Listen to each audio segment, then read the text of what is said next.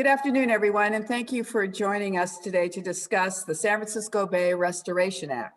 I'm excited to be joined by my colleague and good friend, Jared Huffman, California Secretary for Environmental Protection, Jared Blumenfeld, and Save the Bay Executive Director, David Lewis, who just reminded me that he has been in this job for 23 years.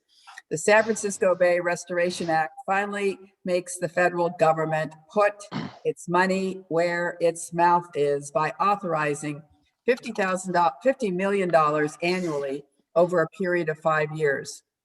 That's a total potential federal investment of $250 million in the ecological jewel we call the San Francisco Bay.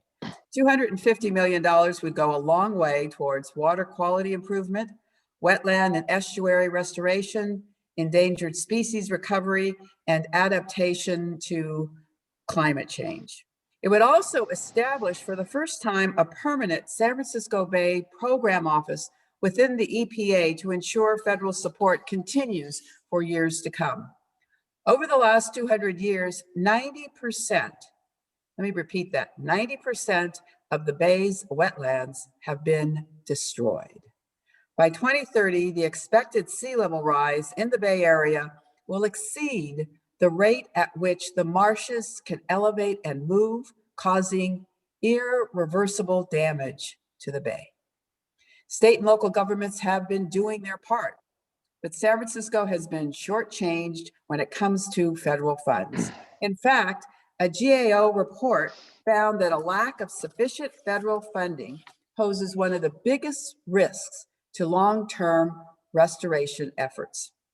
Between 2008 and 2016, EPA geographic programs invested only $45 million in San Francisco Bay. Conversely, Puget Sound received over $260 million and Chesapeake Bay $490 billion. That's 10 times as much. As the largest estuary on the West Coast, the Bay is the lifeblood of this region, producing over $370 billion in goods and services annually and supporting more than 4 million jobs.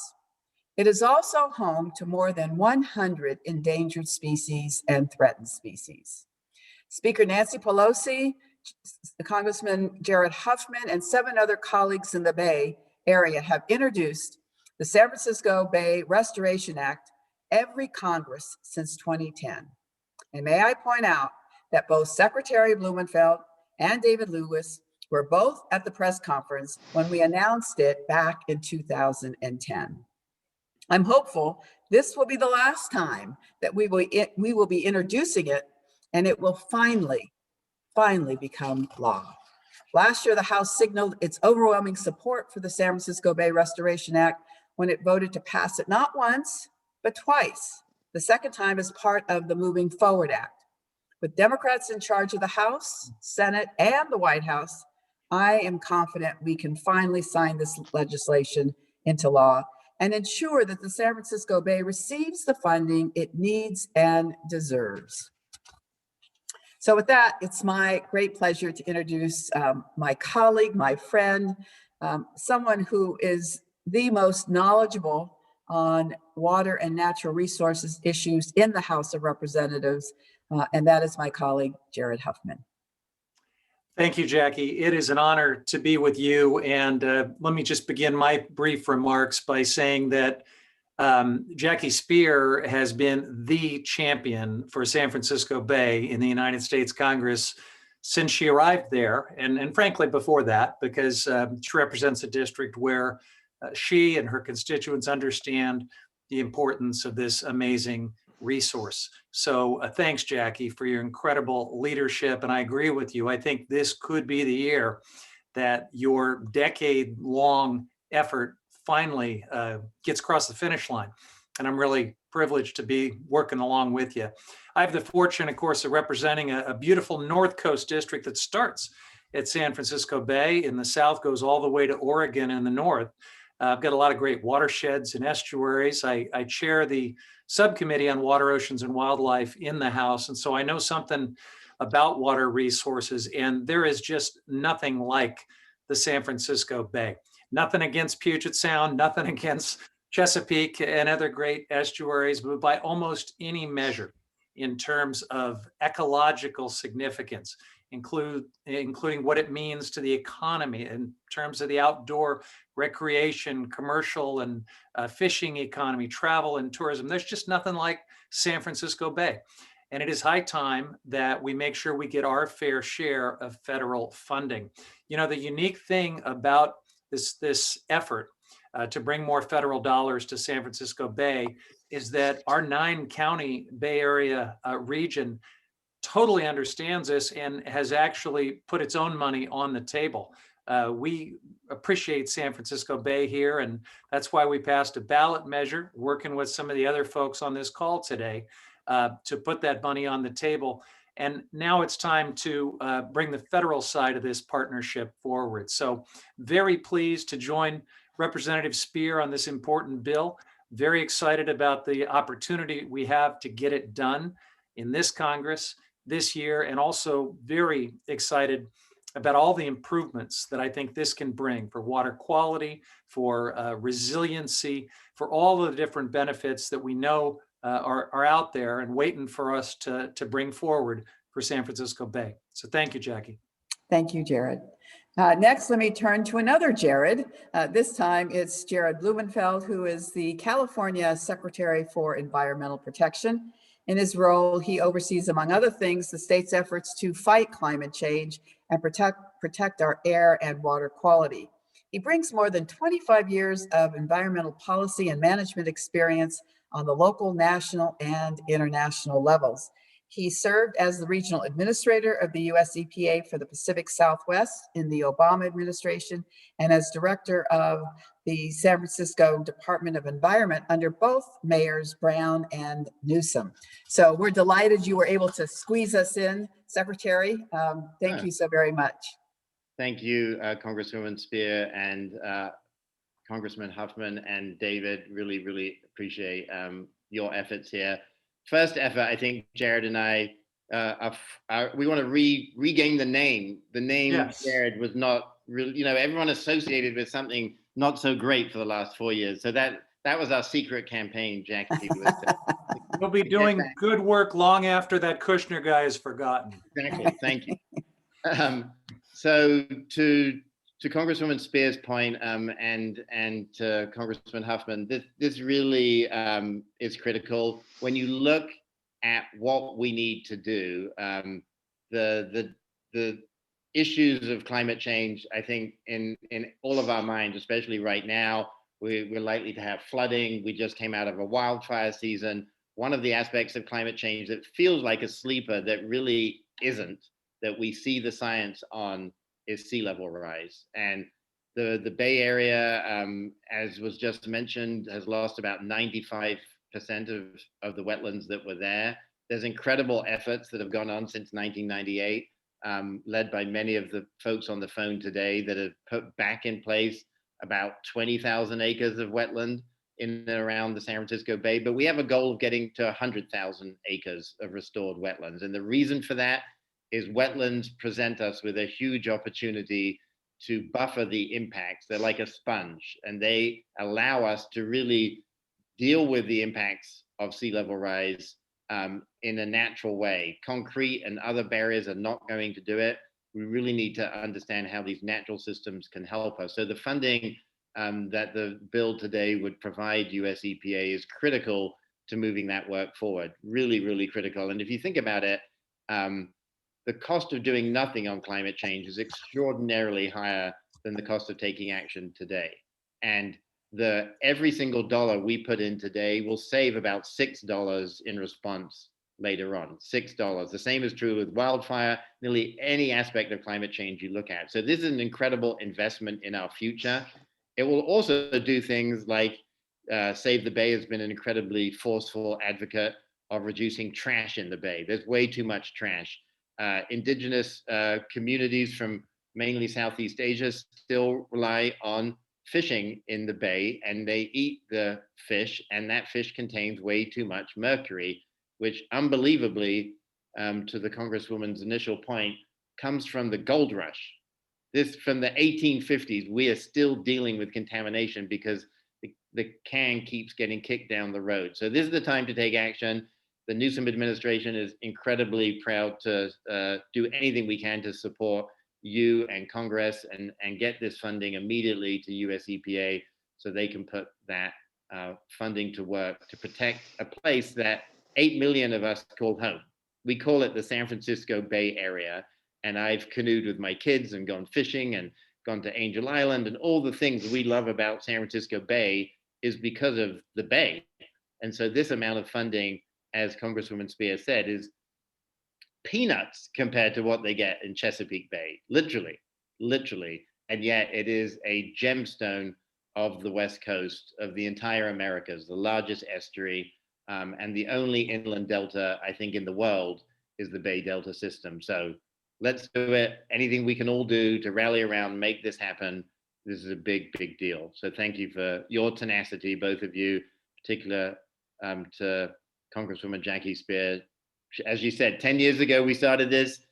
She didn't give up. She never gives up. We're going to get this done. Thank you. Thank you, Mr. Secretary. Last but not least is David Lewis, who is the Executive Director of Save the Bay, the largest organization that is regional in nature to protect San Francisco Bay from both overdevelopment and pollution. It's been around since 1961.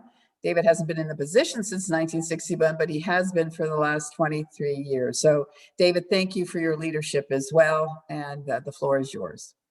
Well, thanks. I'm honored to be with you, and thank you for your great leadership. And to Representative Huffman and Speaker Pelosi, I mean, we're really blessed in the Bay Area with champions for the Bay throughout the whole delegation, and I'm thrilled they're continuing to support this bill. And then to Jared Blumenfeld for adding the crucial support from Governor Newsom's administration, which is working really hard on climate change, and we could use the federal help. So let me just add a little historical context, because as you all said, San Francisco Bay is really the great natural treasure that defines our region, and we all love the Bay. You know, we saved this Bay from being destroyed, paved over, poisoned with sewage in the 1960s. And we've started turning the tide by reducing some of the pollution, protecting the shoreline for people and wildlife in the last few decades. And now climate change is the big threat to the Bay. And fortunately, we have this amazing opportunity to adapt to climate change with wetlands if we act quickly and invest. And what a breath of fresh air just in the last week. President Biden has underscored his commitment to tackling climate change with his policy announcements, appointing some really committed climate leaders throughout the federal agencies.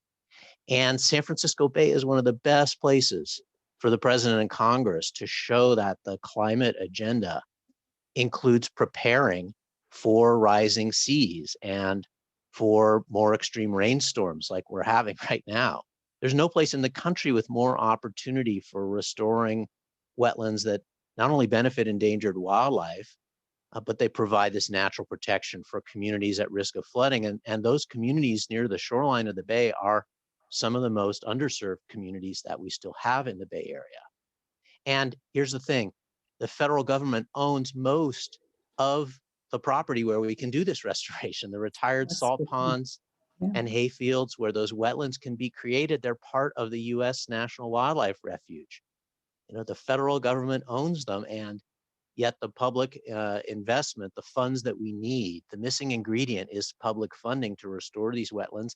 And as Jared Huffman said, most of that money has come from our own residents, taxing ourselves through the regional Measure AA parcel tax and from some state resource bonds, but not yet from the federal government in a big way. So scientists tell us we need to start revegetating tidal marshes in this decade before sea level rise gets too high too fast and makes it more difficult. And this bill would really leverage our local tax funds that are going to restore the Bay with federal funds, not just for marsh restoration, but for pollution reduction and other benefits. So we are thrilled to continue supporting this effort. We'll do everything we can to get it across the finish line. And thank you all for your leadership and support. Thank you, David. Let me just underscore the amount of local monies that have been generated. The Measure AA parcel tax will generate $500 million in local funding for the Bay, but that's still only a third of the funding estimated to restore 36,000 acres of tidal marsh and to maintain it. So as David pointed out, most of this land, most of this property belongs to the federal government. So it's time for us to do our part on the federal level. So with that, we'll open it up to questions you may have. I think the easiest way is for you to raise your hand if you have a question. Don't you love these Zoom press conferences? They're so much easier.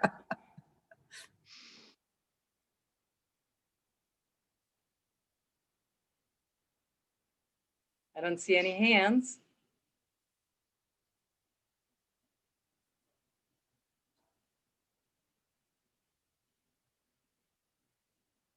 Okay. And we're not going to get a question about Marjorie Taylor Greene. How about that, Jared? I was all ready for that one. All right. If there aren't any other questions, we thank you all for joining us and for highlighting this very important. We have one raised question Oh, from we Mary probably checked. Callahan. Okay. Hi, can you hear me? Yes, we can. Thank you. I haven't had an opportunity to go back in my notes, but there was a reference to something about elevating the marshes, or that I didn't quite understand. It was sort of a technical reference to the risk of waiting too long. I was wondering if someone could explain that to me. Talking about I can David- briefly, David It's sure. probably too vague a question, but No, No, no, David. tidal marshes can actually adjust to changes in sea level if they don't happen too quickly. And because they accrete sediment, they hold sediment from the water, and they can rise or lower when sea level rise happens slowly. If it happens quickly, then the sea level would be too high for new tidal marsh to form. So if we can get these new areas where we're trying to restore tidal marsh, if we can get that vegetation started in this decade, those marshes may be able to stay ahead of sea level rise. Now, we still need to combat the amount of climate change and the emission of greenhouse gases, but we can't wait to start doing this adaptation and tidal marsh restoration if we want it to work. Since Mary's from the North Bay, a great example of what that kind of buffer can protect would be Highway 37, where it's easy to imagine us spending decades trying to figure out a hard fix for infrastructure like that. But if we get started doing what David is talking about with our natural systems, we can go a long way towards helping address the problem. thank you. Mhm. Anything else? Anyone else?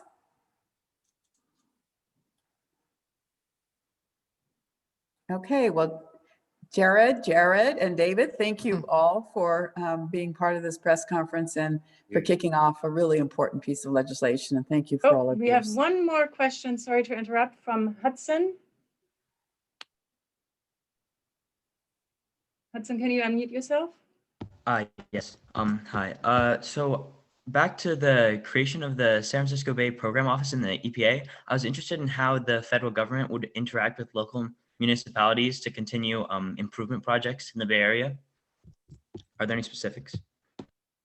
Well, let me just start off by saying that by having a dedicated office within the federal government, it is like the guardian angel over the Bay in terms of being able to measure the needs and to request the funding. But maybe Jared has additional comments. Sure. So we have a whole bunch of projects all over the Bay Area where local governments have restoration projects they'd like to move forward. I've got some that the county of Marin prioritizes very highly in Marin County. And, none of us have the funds to do this alone, but together in a partnership, we can do it. From the federal side of this, though, you got to have the structure which this bill provides, Jackie Speier's bill provides, so that we can begin appropriating our money. And then you've got to have the institution and the mechanism for that partnership to function under. So that's really, I think, what we're doing here. And I can think of so many projects just around the North Bay where the partners are there, ready to go. The local funding is there, ready to contribute.